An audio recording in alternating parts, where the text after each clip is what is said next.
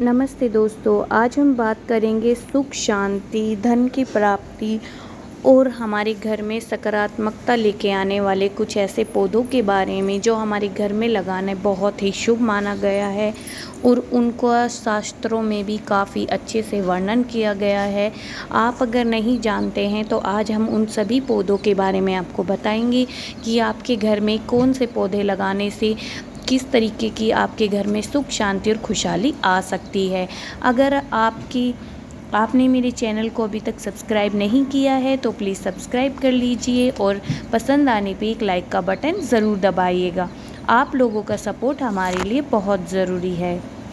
सावन के महीने में खास रूप से पेड़ पौधे लगाए जाते हैं, जिनमें से एक आता है तुलसी का पौधा। तुलसी के पौधे को लगाना बहुत ही शुभ माना गया है, खास तौर पर सावन के महीने में।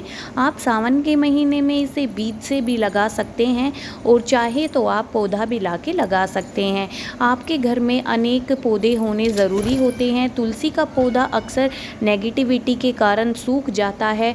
इससे आपको पता चल जाता है कि आपके घर में नेगेटिविटी या आसपास नकारात्मक ऊर्जा है, जिस वजह से ये पौधा सूखता है। तो आप इस पौधे को कम से कम 3-4 अपने घर में ज़रूर लगा के रखिए। इस पौधे के औषधि गुण भी है और साथ साथ आता है बेलपत्र का पौधा। बेलपत्री का पौधा औषधि गुणों से भरपूर है। ये देख रहे हैं आप, 3 पत्तियों वाला पौधा है ये, और ये भगवान भोलेनाथ को बहुत ही प्रिय होता है। अगर इसको आप अपने घर में लगाते हैं तो इसकी इतनी सकारात्मक ऊर्जा फैल जाती है कि आसपास कोई भी नेगेटिविटी को टिकने नहीं देती है। और जो आपके सावन के महीने में आपकी कोई विपत्ता, आपके शारीरिक रोग कुछ भी है तो आप इस पौधे की पूजा कीजिए। इस पौधे से आप अपने भोलेनाथ पे जल अर्पण कीजिए। उससे आपकी काफ़ी सारी बीमारियों में आपको सुधार मिलेगा। इसके पत्ते खाने से भी बहुत सारे फ़ायदे होते हैं। इसके पत्तों में काफ़ी सारी रोगों से लड़ने की क्षमता है। कैंसर जैसे बीमारी को भी ये ख़त्म कर देता है पौधा। तो इस पौधे को ज़रूर लगाइएगा, जो इतने गुणकारी पौधा है। मैंने इस पौधे को 8 से 10 इंची के गमले में बीज से ग्रो किया था। आप चाहे तो आपकी घर पे अगर कच्ची जगह पर है तो आप वहाँ पर लगाएंगे तो ये पौधा काफ़ी ऊंचाई और बड़े बन जाएगा।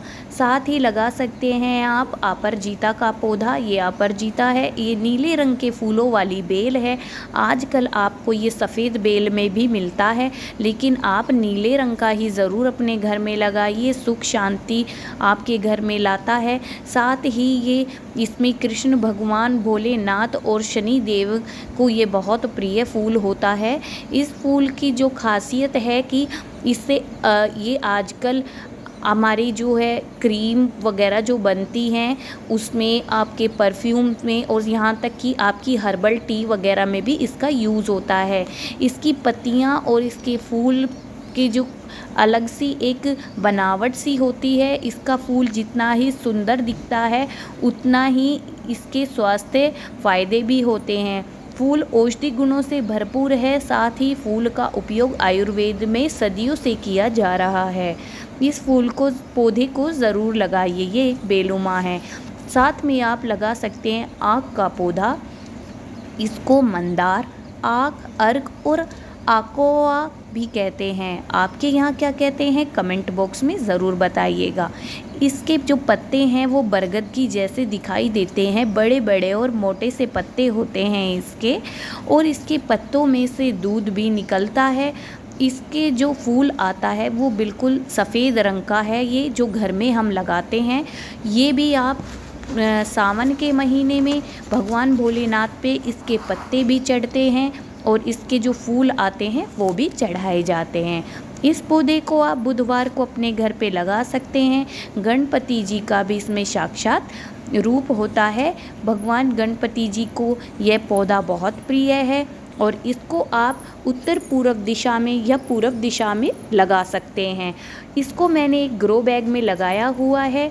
जो एक इसमें पर्पल कलर के फूलों वाला भी आता है, वो इसका जंगली पौधा होता है। इसके पत्ते में से इस तरीके से दूध निकलता है जो बहुत विषैला होता है। आक के पौधे में एक फल जैसा भी आता है जो रुई की तरह निकलता है अंदर से, और वो एक बबूल की तरह उड़ जाता है। दूसरे पे आता है ये हमारा कृष्ण कमल का पौधा है। इस पे तिकोने पत्ती आती हैं और काफ़ी बड़ी बड़ी पत्तियां होती है। इसका फूल भी बहुत बड़ा और चक्र के जैसा होता है। साक्षात उसमें कौरवों की, पांडव की यहाँ पूरी कहानी है उस फूल के अंदर।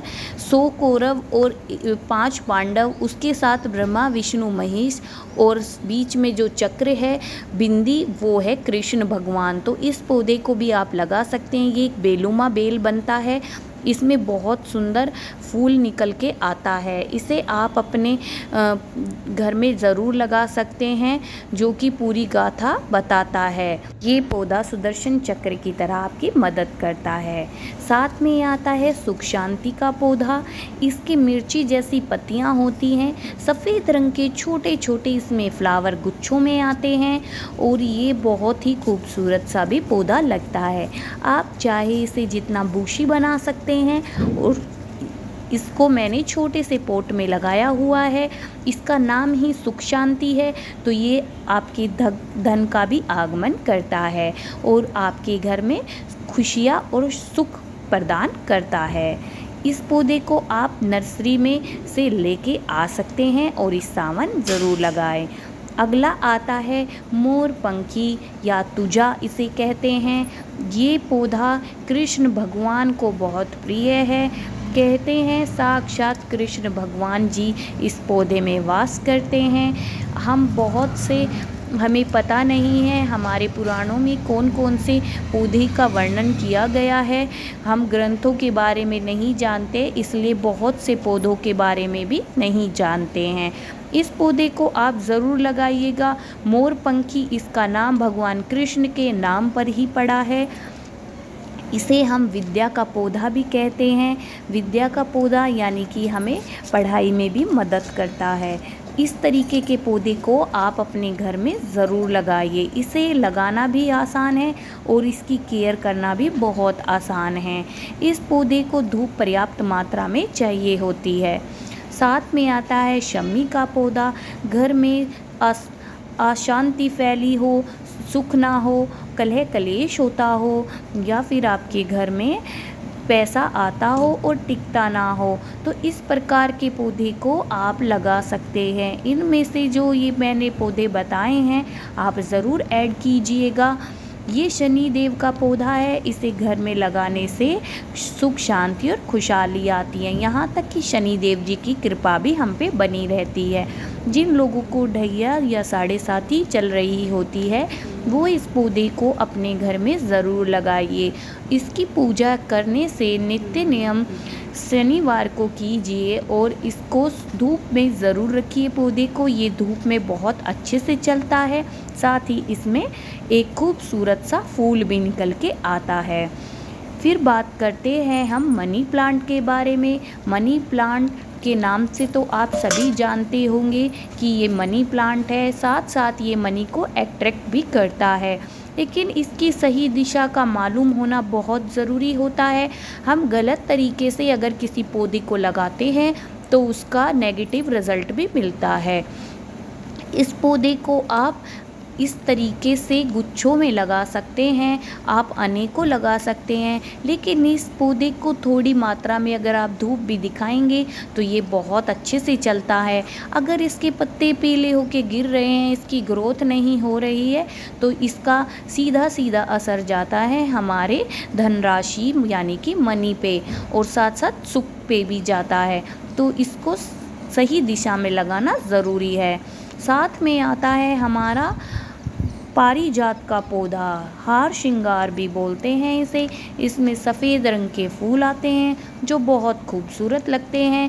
ये इंद्रलोक का पौधा है, स्वर्गीय पौधे के नाम से भी इसे जानते हैं, और इसमें गुच्छों में फ्लावरिंग होती है। इसकी फ्लावरिंग अगले महीने से शुरू होने वाली है और ये फ्लावर रात के 8 बजे से लेके सुबह के 7 बजे तक ही खिलते हैं। उसके बाद अपने आप इसका फूल झड़ जाते हैं और इसके फूलों में से इतनी अच्छी सुगंध आती है। कहते हैं कि अगर आसपास कहीं सांप होते हैं तो इसकी खुशबू से चले आते हैं।